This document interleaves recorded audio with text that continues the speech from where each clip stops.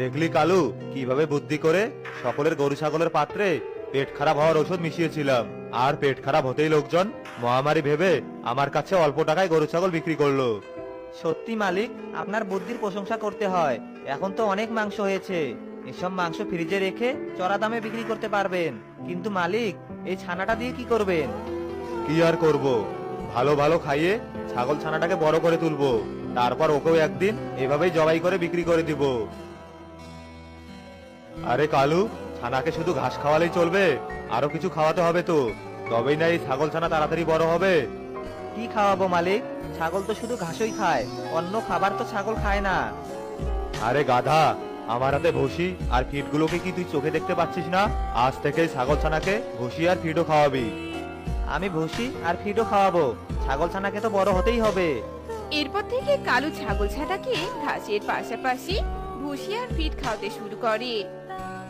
দেখতে দেখতে বেশ কিছুদিন কেটে যায় আর ছাগল ছানা বেশ বড় হয়।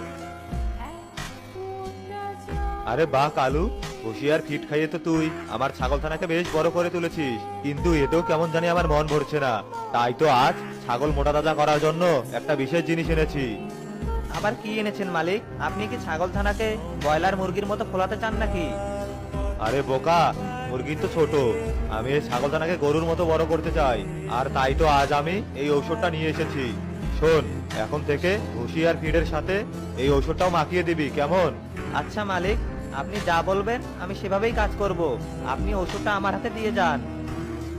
এরপর যোগীশ কালুর হাতে ঔষধের বোতলটা দিয়ে যায় আর কালু খাবারের সাথে বোতলের ঔষধও মিশিয়ে দেয়। কিন্তু ছাগল ছানা কিছুতেই সেই খাবার মুখেও তোলে না। কি হয়েছে কালু, খাবার নিয়ে ওর সামনে বসে আছিস যে? ওকে জোর করে খাবার খাওয়াতে পারছিস না? আগে মালিক, এটা তো মানুষ নয় যে জোর করে খাওয়াবো, এটা তো একটা ছাগল। ও কি আর আমার কথা শুনবে? কথা শুনবে না? তবে তো এবার অন্য ব্যবস্থা করব। তবুও যে করেই হোক আমি এই ছাগলকে অনেক বড় বানাবো, আর এই ছাগলের মাংস বিক্রি করে অনেক টাকা আয় করব।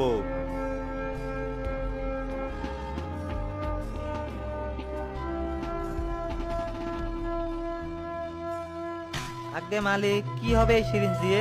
আপনি এসব কেন নিয়ে এলেন? ইনজেকশন দিয়ে ছাগল মোটা তাজা করব, তুই ওকে ভালো করে ধর দেখি।